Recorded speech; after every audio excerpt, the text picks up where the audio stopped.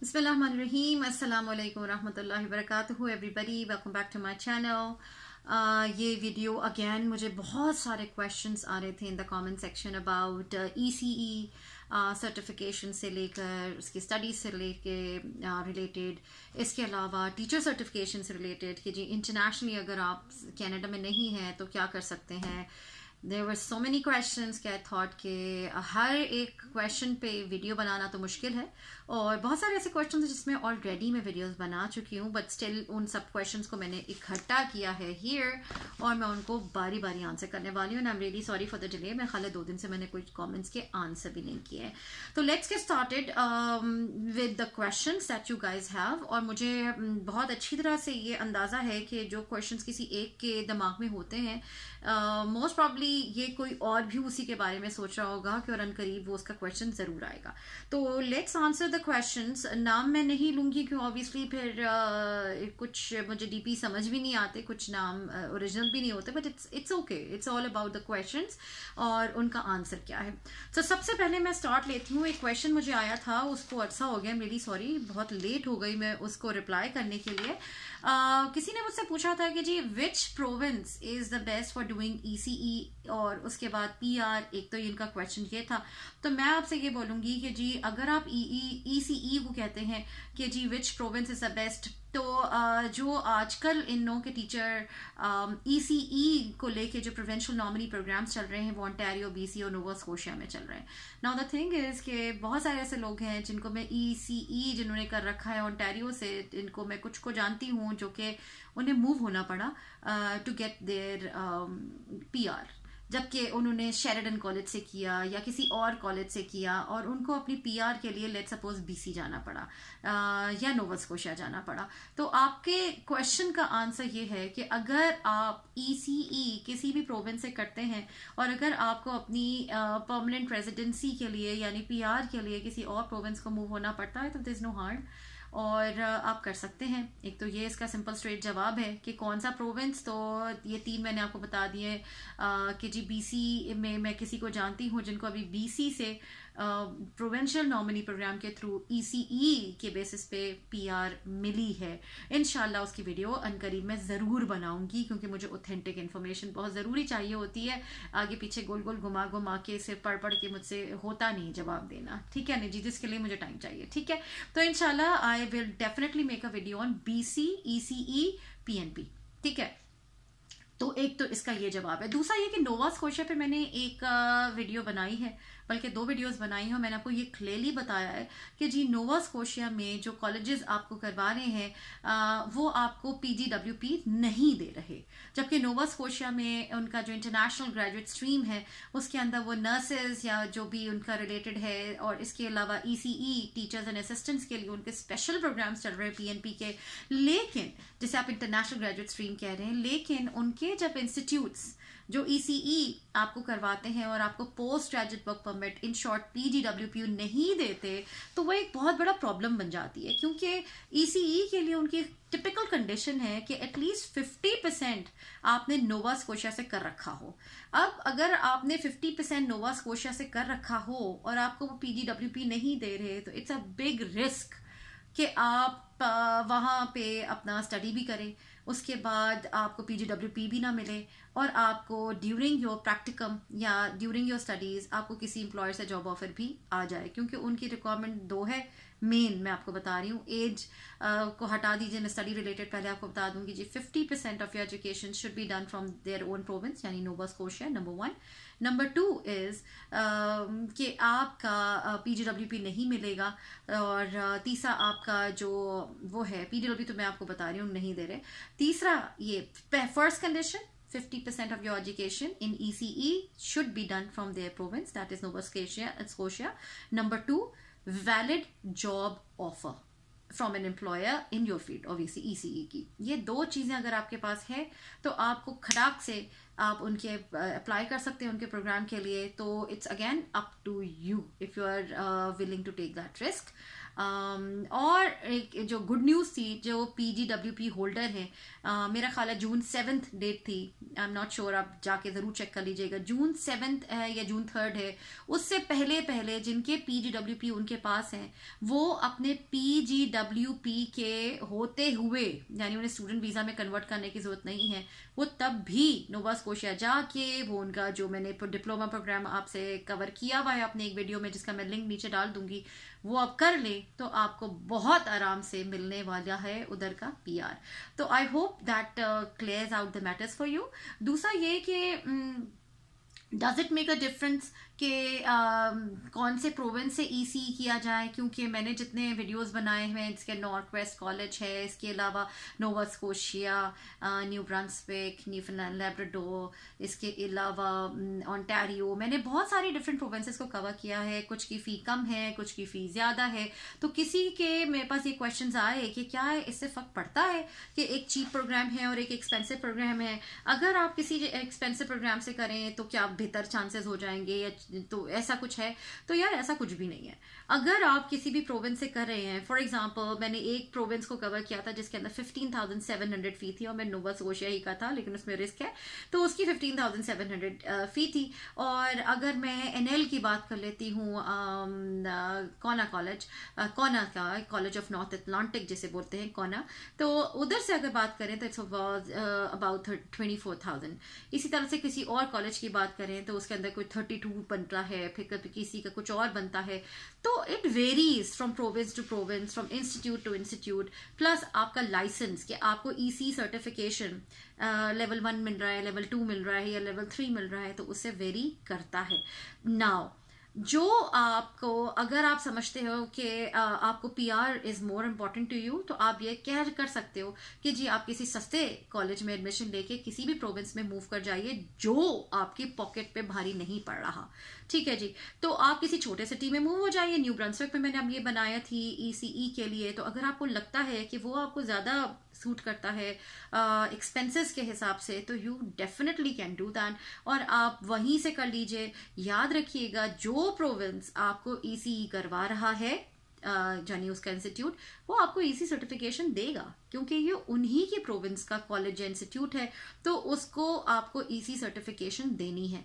और उसी EC certification के बिना पर आपको उस प्रोविंस में भी जॉब मिल सकती है, और उसके और मिल सकती है, और अगर तो उनका कोई ECE से रिलेटेड कोई प्रोग्राम है तो आप उसमें अप्लाई कर सकते हैं, और अगर नहीं है, प्रोग्राम का मतलब होता है इमिग्रेशन प्रोग्राम, तो अगर आपका ECE से रिलेटेड कोई प्रोग्राम वहां पे चल रहा है तो ठीक है।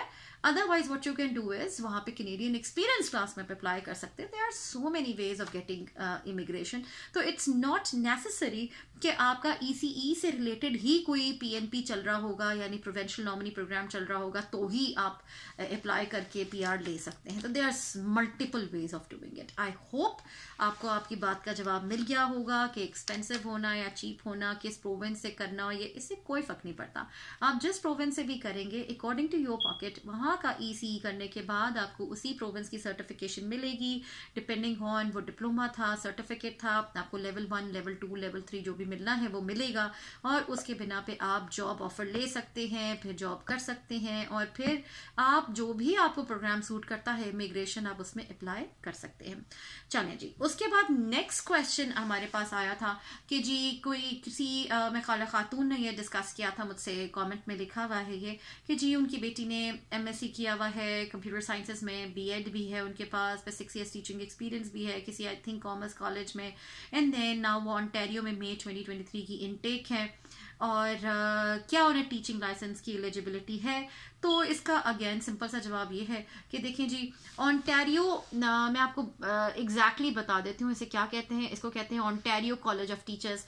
आपको इनकी वेबसाइट पे जाना है, इनकी रिक्वायरमेंट्स लिखी हुई हैं कि जी वहाँ के लिए टीचिंग लाइसेंस लेने के लिए आपको क्या क्या रिक्वायरमेंट्स नीडेड है, तो आप वो फुलफिल कर सकते हैं।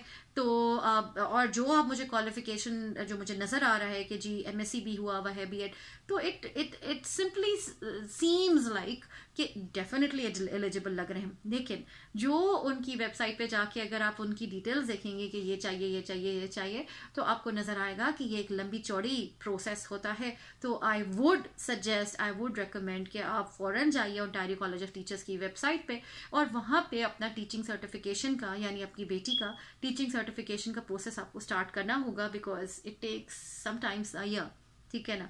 तो ये बहुत लंबी कहानियां होती हैं। कुछ डॉक्यूमेंट्स आप खुद भिजवाते हैं, कुछ डॉक्यूमेंट्स आपको जो आपके इंस्टीट्यूट्स हैं, फॉर एग्जांपल आपने जहाँ से पढ़ रखा है वो, या जहाँ से आपने अपनी टीचिंग जो डिग्री ली हुई है यानी बैचलर्स ऑफ एजुकेशन किया हुआ है, वो इस तरह से वो डिफरेंट आपको उनसे डायरेक्टली भिजवाना पड़ता है। या प्रोफेशनल लेटर प्रोफेशनल स्टैंडिंग भिजवाना है तो वो भी आपका इंस्टीट्यूट डायरेक्टली सर्टिफिकेशन बॉडी को भेजेगा। तो ये एक लंबी कहानी होती है, एक लंबा चौड़ा प्रोसेस है।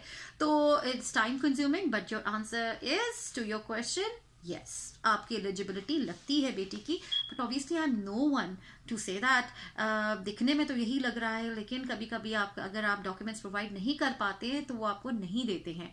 तो you just have to be very very careful with all the requirements कि आपको वो सारे डॉक्यूमेंट जो उनकी वेबसाइट पे लिस्टेड है वो आपको उन्हें प्रोवाइड करने हैं। अगर उनमें से कोई भी कमी आती है तो फिर मसला हो जाता है। ठीक है जी, नेक्स्ट क्वेश्चन पे चलते हैं कि जी विच इज इजी, एमएड और ECE। तो और अच्छा, इससे पहले कि मैं इस क्वेश्चन को आंसर करूं, ओंटारियो टीचर सर्टिफिकेशन पे भी मैं अनकरीब एक वीडियो बनाने वाली हूं। ओंटारियो टीचर सर्टिफिकेशन का अगेन एक लंबी चौड़ी कहानी है, क्योंकि ये सबसे बड़ा प्रोविंस है, इसमें सबसे ज़्यादा लाइसेंस टीचर्स मौजूद हैं और इनकी वेबसाइट बहुत मैं बोलूँगी डिटेल्ड है, आपको हर बात का जवाब वहीं से मिल जाता है। Anyways, let's move on to the next question. तो स्टे ट्यून्ड फॉर इंशाल्लाह ताला I will be making a video on Ontario College of Teachers से आपको टीचर सर्टिफिकेशन कैसे मिलेगा। Question is which is easy, MEd और ECE। तो देखिए बहुत आसान सा जवाब है इसका, it depends on you, your interest. अगर आपको छोटे बच्चों को पढ़ाने में इंटरेस्ट है, आप ECE आपको इंटरेस्ट, क्योंकि सब बात है इन दोनों के करिकुलम्स में फर्क होता है। एक प्ले बेस्ड होगा, एक आपको बच्चों से रिलेटेड चीजें बताएंगे, और अगर आप एमएड की बात कर रहे हैं तो वो ऑब्वियसली वो मेच्योर स्टूडेंट से है। मेच्योर का मतलब ये होता है स्कूल गोइंग हो गया, या उनके जो सब्जेक्ट्स होंगे वो डिफरेंट, बिल्कुल ऑल टुगेदर डिफरेंट नेचर के होंगे। सिमिलैरिटीज भी होती हैं लेकिन डिफरेंसेस भी बहुत ज्यादा होते हैं ECE के करिकुलम में और एमएड के करिकुलम में। तो it depends on your interest. इसी क्वेश्चन के नीचे था कि जी स्टडीज वाइज, तो अगेन उसका जवाब यही कि डिपेंड्स ऑन योर इंटरेस्ट कि आपको क्या चीज आसान लग रही है, क्या चीज मुश्किल लग रही है। फाइनेंशियली क्या है, तो फाइनेंशियली तो बहुत सिंपल सी एग्जांपल मैं आपको देती हूँ कि जी एमएड जब मैंने मन से किया था, memorial university of new फाउंडलैंड and Labrador से किया था, तो उस वक्त मुझे अराउंड $10,000 पड़े थे फॉर 2 years, यानी एमएड का कंप्लीट प्रोग्राम। एमएड का कंप्लीट प्रोग्राम क्या है, इट्स स्प्रेड ओवर 2 years, यानी 6 सेमेस्टर का था, और मुझे सिर्फ 10,000 देने थे ट्यूशन फी, इसके अलावा के एक्सपेंसेस आपके अपने। ठीक है जी।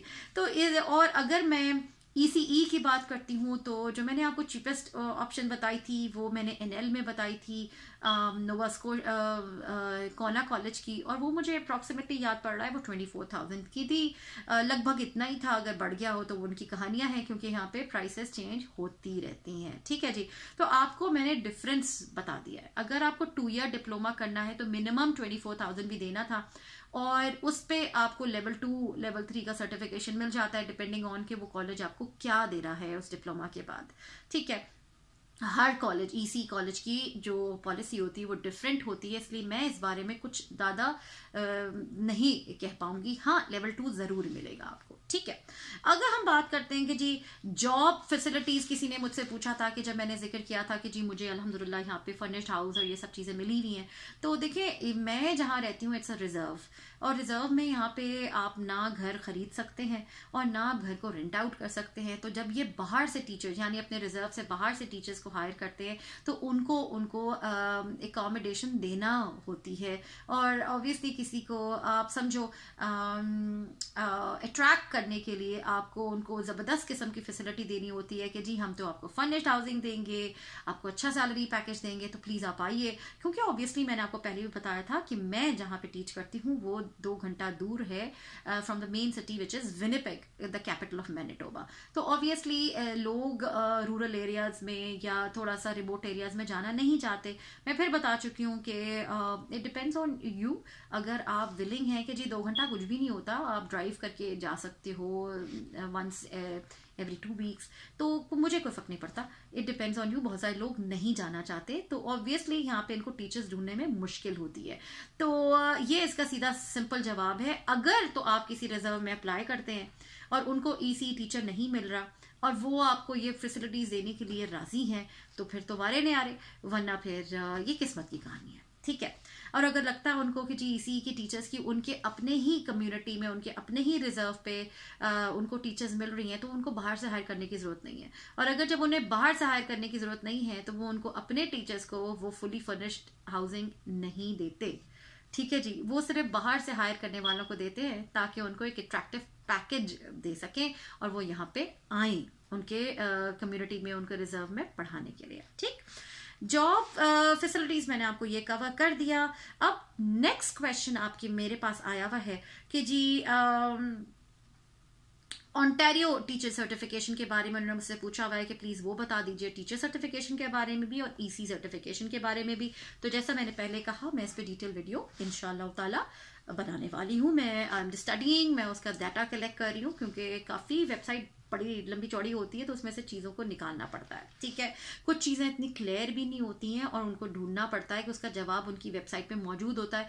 याद रखिएगा, इन लोगों को ईमेल करो तो कुछ के जवाब आ जाते हैं और कुछ के जवाब इतने फजूल आते हैं कि आप कहते हैं यार इतना वेट मैंने इसलिए किया था कि वो आपको लिंक भेज देते हैं। मैं आपको एग्जांपल देती हूँ। अभी बीसी से आया था मुझे रिप्लाई, टीचर सर्टिफिकेशन मैंने पूछी थी, कुछ क्वेश्चन था मेरा, तो उन्होंने मुझे क्या बोला कि जी चेक आउट दिस लिंक, और उन्हें ठग करके कहा कि आई होप दिस हेल्प्स। तो वो लिंक तो मैं पहले ही चेक कर चुकी हूँ, उस लिंक से मुझे जवाब नहीं मिला है, इसीलिए तो मैं आपसे क्वेश्चन कर रही हूँ। तो अक्सर ईमेल करने के बाद भी आपको हफ्तों हफ्तों वेट करना पड़ता है और जो जवाब आता है वो इतना भूगस आता है कि मैं आपको कुछ बता नहीं सकती उस बारे में। तो इंशाल्लाह ताला मैं आपको Ontario teacher certification and the EC certification दोनों के बारे में इंशाल्लाह ताला वीडियो बनाने वाली हूँ। I am working on it, to be honest. What certification? The next question is, what certification can I get from outside Canada? तो इसका जवाब मैंने अभी सस्कैचुआन पे बनाया था कि जी सस्कैचुआन एक प्रोविंस है कनाडा का, उसमें आप internationally if you are an international candidate तो आप कनाडा से बाहर होते हुए भी अप्लाई कर सकते हैं। हाँ, अप्लाई आप कर सकते हैं, आपको टीचिंग लाइसेंस भी मिल सकता है, लेकिन आप टीच नहीं कर सकते unless and until you meet one of the 3 conditions. या तो आप कैनेडियन सिटीजन हैं, या आप पीआर होल्डर हैं, या आपके पास कैनेडियन वैलिड वर्क परमिट मौजूद है। ठीक है, I hope I am clear about that. Go do check that video out for me. मैं बना चुकी हूँ और मैं लिंक मेरा ख्याल है मैंने डाला भी है, मैं आपको ये रिपीट अभी भी कर रही हूँ। इसके अलावा उन्हीं साहब ने मुझसे ये सवाल किया कि जी travel to Canada for this, कि अगर मैं कनाडा ट्रैवल करके ये लाइसेंस लूँ तो आपको आने का कोई फायदा नहीं है, क्योंकि इन तरह के लाइसेंसेज में आपको बेहतर यही है कि आप जहां पढ़ा रहे हैं, जहां रह रहे हैं, वहीं से अपने आप डॉक्यूमेंट्स गैदर करें, क्योंकि ये ऐसी ऐसी चीजें मांगते हैं कभी कभी जो यहाँ होते हुए, यानी मैं कनाडा में होते हुए मुझे बहुत मुश्किल हुई थी।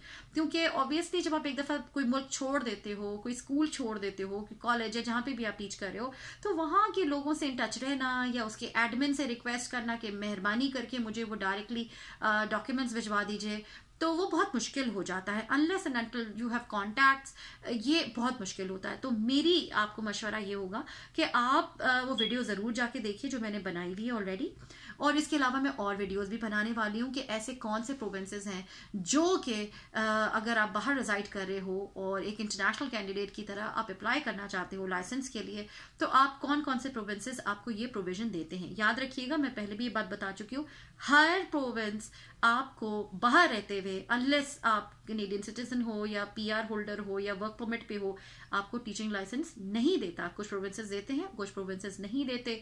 और जो लोग पहली दफा मुझे वॉच कर रहे हैं, मैं आपको फिर बता दूं कि कनाडा की हर प्रोविंस में टीचिंग लाइसेंस अलग लेना पड़ता है। ठीक है जी, अब हम नेक्स्ट क्वेश्चन पे आ जाते हैं किसी ने मुझसे पूछा कि जी ECE उनके पास सर्टिफिकेशन मौजूद है, ओंटारियो से उन्होंने कर रखा है, पढ़ा भी वहीं से था और वहाँ पे 2 साल का एक्सपीरियंस भी मौजूद है।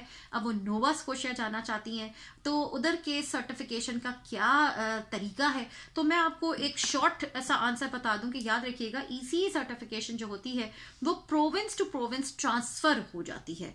तो अनलाइक टीचर सर्टिफिकेशन का मतलब है ग्रेड 1 to 12 जो होता है, बल्कि मैं K to 12 बोलूंगी। जो K to 12 में अगर आप पढ़ाते हो किसी पब्लिक स्कूल्स में तो आपको टीचर सर्टिफिकेशन चाहिए होती है।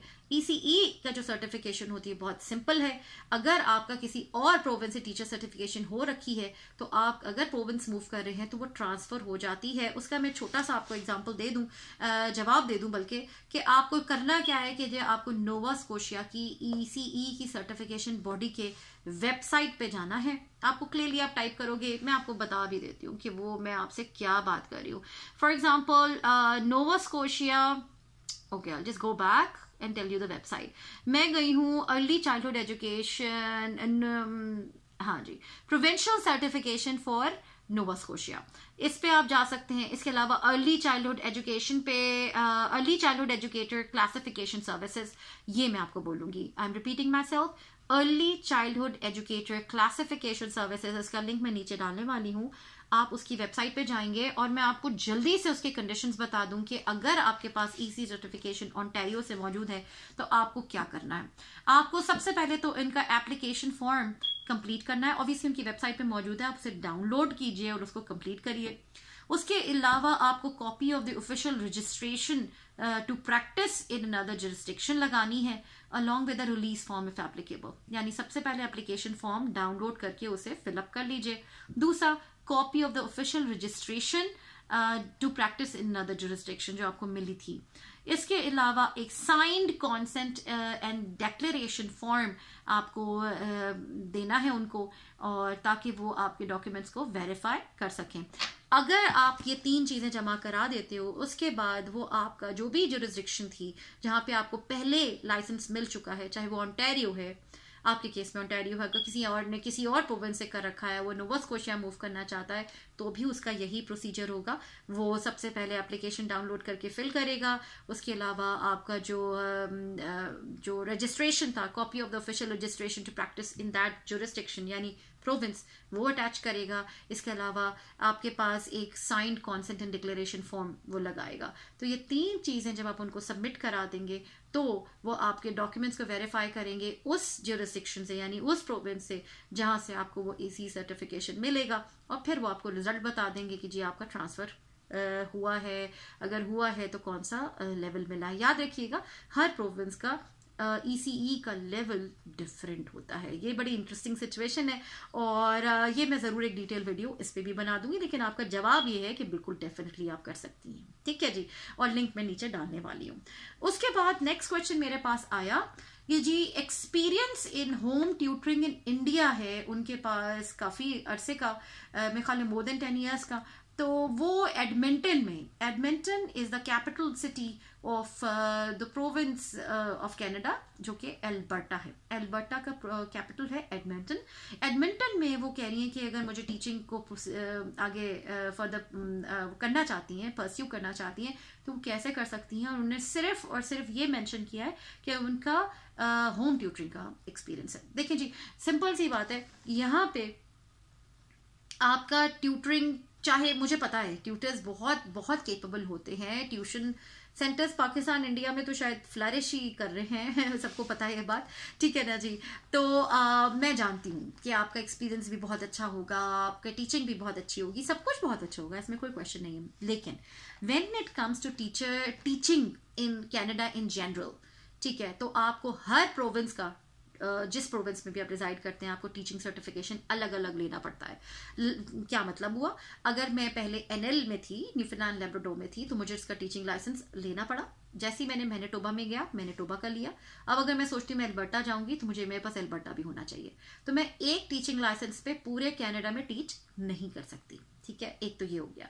दूसरा, टीचिंग लाइसेंस का बेसिक जो क्राइटेरिया है वो ये है कि आपके पास बीएड होना चाहिए, बैचलर्स ऑफ एजुकेशन होना चाहिए। इन अदर वर्ड्स कि अगर आपके पास about minimum of 4 semesters of education courses है, एजुकेशन कोर्सेज का मतलब होता है टीचिंग, पेडागोजी एंड एजुकेशन, इस पे अगर आपके पास minimum of 4 semesters of qualification है उसकी, वो इसके अलावा आपके जो सब्जेक्ट स्पेशलाइजेशन होती है मिनिमम ऑफ 3 years, जिसके अंदर इसका क्या मतलब होता है 6 सेमेस्टर्स आपके पास एटलीस्ट होने चाहिए। आपके कोई सा भी बीएससी या बीए या व्हाटएवर आपने कर रखा है, तो ये मिला मुलू के इन कोर्सेज को वो बेसिक रिक्वायरमेंट है। अगर आपके पास ये है only then you are eligible for a teacher certification है।